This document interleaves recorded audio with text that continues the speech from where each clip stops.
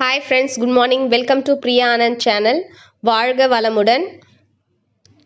இன்னைக்கு வந்து பார்த்தீங்கன்னா நான் ராகிலேருந்து ஒரு ரெசிபி போடலான்னு இருக்கிறேன். ராகிலேருந்து என்ன ரெசிபி போடலாம், நான் ஏற்கனவே ராகி பற்றி உங்களுக்கு நிறைய சொல்லியிருக்கேன், அதோடைய சத்துக்கள் என்னென்னன்றதெல்லாம் ஒரு வீடியோவில். ஸோ நான் இன்னைக்கு வந்து ராகியில் வந்து பார்த்தீங்கன்னா ராகி ரொட்டி எப்படி செய்கிறதுன்னு போட போகிறேன். ஆனால் நம்ம நார்மலாக செய்கிற மாதிரி இல்லை, நான் இதில் கொஞ்சம் டிஃப்ரெண்ட்டாக செய்கிறேன். அது எப்படின்றத வீடியோக்குள்ளே போய் பார்க்கலாம் வாங்க. அதுக்கு என்னென்ன பொருள் தேவைன்றதை சொல்கிறேன். இந்த இதெல்லாம் தாங்க உங்களுக்கு தேவை. என்னென்னன்றதை நான் ஒவ்வொன்றா சொல்லிகிட்டே வரேன். ஃபஸ்ட்டு வந்து பார்த்திங்கன்னா நமக்கு தேவையான பொருள்லாம் வந்து பார்த்திங்கன்னா மெயினாக ராகி தான். ராகி மாவு வேண்டும். அதுக்கப்புறமா வந்து பார்த்திங்கன்னா சாப்டு ஆனியனு, அதுக்கப்புறமா வந்து இஞ்சி, பச்சை மிளகா, அதுக்கப்புறமா கொத்தமல்லி, கேரட் கொஞ்சம் துருவுனது, அதுக்கப்புறமா கருவேப்பிலை. இது வந்து பார்த்திங்கன்னா கிரவுண்ட்நட் பவுடர், அதாவது மலாட்டை இருக்கு இல்லையா, அது நல்லா பொரிச்சு வச்சுருக்கேன். நெய், அதுக்கப்புறம் உப்பு, இதெல்லாம் தாங்க நமக்கு தேவை. இப்போ நான் எப்படி செய்யலான்றதை சொல்கிறேன் வாங்க. நம்ம யூஸ்வலாக செய்கிற மாதிரி இல்லை, இது கொஞ்சம் நான் டிஃப்ரெண்ட்டாக செய்கிறேன். ஃபஸ்ட்டு தண்ணி வந்து கொஞ்சம் கொதிக்க வச்சுக்கோங்க.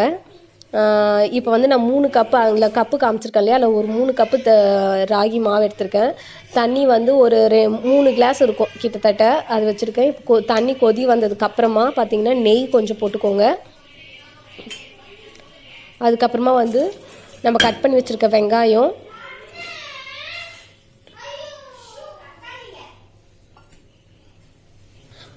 பச்சை மிளகாய், இஞ்சி, நம்ம கட் பண்ணி வச்சுருக்க எல்லாமே இப்போ இதில் வந்து பார்த்திங்கன்னா இந்த கொதிக்கிற தண்ணியில் வந்து ஆட் பண்ண போகிறோம்.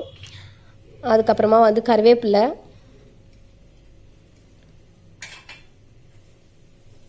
கொத்தமல்லி,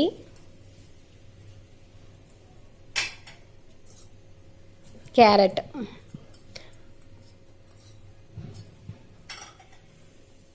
அதுக்கப்புறமா எவ்வளோ உப்பு வேணுமோ அந்த அளவுக்கு உப்பு போட்டுக்கோங்க. நல்லா ஒரு உட்டன் மரக்கரண்டி மாதிரி ஒன்று எடுத்துக்கோங்க. நம்ம களி செய்யறதுக்கெலாம் எடுத்துப்போம் இல்லையா, ஒரு உட்டன் கரண்டி, அந்த மாதிரி இதுக்கு இந்த மாதிரி எடுத்துக்கோங்க. லைட்டாக வந்து இப்போ எல்லாம் வந்து மிக்ஸ் பண்ணி விடுங்க. மிக்ஸ் பண்ணிவிட்டு ஒரு 1 மினிட் 2 மினிட் கொஞ்சம் விட்டுட்டு, அது ஏன்னா அந்த இதெல்லாம் கொஞ்சம் பாயில் ஆகணும். ஒரு 2-3 மினிட்ஸ் கழித்து இப்போ என்ன பண்ணணும், நம்ம வந்து அந்த மாவை ஆட் பண்ண போகிறோம். ராகி மாவு மிக்ஸ் பண்ணாதீங்க, மாவை கொஞ்சம் நேரம் அப்படியே விடுங்க. ஒரு கப்பை ஆட் பண்ணிகிட்டே வாங்க.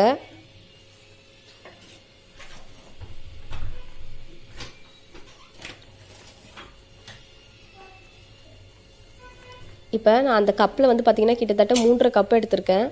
தண்ணி வந்து கொஞ்சம் சூடு பண்ணி பக்கத்தில் வச்சுக்கோங்க. இப்போ இந்த டைமில் தான் வந்து நீங்கள் அந்த கிரவுண்ட்நட் பவுடர் வந்து ஆட் பண்ணால், அந்த தண்ணியில் ஆட் பண்ணாதீங்க. மாவு போட்டதுக்கு அப்புறமா இந்த கிரவுண்ட்நட் பவுடர் வந்து ஆட் பண்ணுங்கள். இப்போ என்ன பண்ணுறீங்கன்னா, நம்ம களி கிண்டுவோம் இல்லையா, அதே மாதிரி தான் ஜஸ்ட்டு அப்படியே மாவை வந்து நல்லா கலக்கி விடுங்க. உங்களுக்கு தண்ணி பத்தலைன்னா தண்ணி வந்து கொஞ்சம் சூடு பண்ணி பக்கத்தில் வச்சுக்கோங்க. இது பத்தலைன்னா கொஞ்சம் தண்ணி, அந்த சுடு தண்ணி வந்து கொஞ்சம் நீங்கள் ஆட் பண்ணிக்கலாம். கொஞ்சம் நல்லா பிடிச்சிட்டு நல்லா கொஞ்சம் கிண்டி விடுங்க. இப்போ எனக்கு வந்து தண்ணி பத்தலை, அதனால் நான் கொஞ்சம் தண்ணி ஊற்றுறேன். அதில் சுடு தண்ணி, நல்லா சூடு பண்ண தண்ணி தான் ஊற்றணும். பசு தண்ணி ஊற்றிடாதீங்க, அப்புறம் சுத்தமாக வராது. பாருங்கள், அது நல்லா அப்படியே கலரி விடணும், நல்லா மிக்ஸ் பண்ணிடணும். அதிலே நீங்கள் இதில் வந்து பார்த்தீங்கன்னா மாவு வந்து பார்த்தீங்கன்னா இதிலே வெந்துடும் உங்களுக்கு. ஸோ நீங்கள் அடை சாப்பிட்றப்ப பார்த்தீங்கன்னா நல்லா செம்ம சாஃப்டாக இருக்கும் இந்த அடை வந்து. நம்ம யூஸ்வலாக வந்து பச்சை மாவுலே அப்படியே எல்லாத்தையும் போட்டு பிசைஞ்சு அப்படி தான் அடை செய்வோம். ஆனால் இது வந்து பார்த்தீங்கன்னா அதை சுடு தண்ணியில் வந்து இந்த மாவை போட்டு செய்கிறோம். இது கொஞ்சம் டிஃப்ரெண்ட்டாக இருக்கும், சாப்பிட்றதுக்கு பயங்கர சாஃப்டாக இருக்குங்க இந்த அடை வந்து. ஏன்னா மாவு வந்து முக்கால்வாசி இதிலே வெந்துடும், அதனால் உங்களுக்கு வேக வைக்கிற டைம் வந்து பார்த்தீங்கன்னா கொஞ்சம் கம்மியாக தான் இருக்கும். ஸோ நல்லா இந்த மாதிரி நல்லா கலரி விட்டுக்கோங்க. கொஞ்சம் ஸ்ட்ரென்த் வச்சு கலரணும், அதான் கொஞ்சம்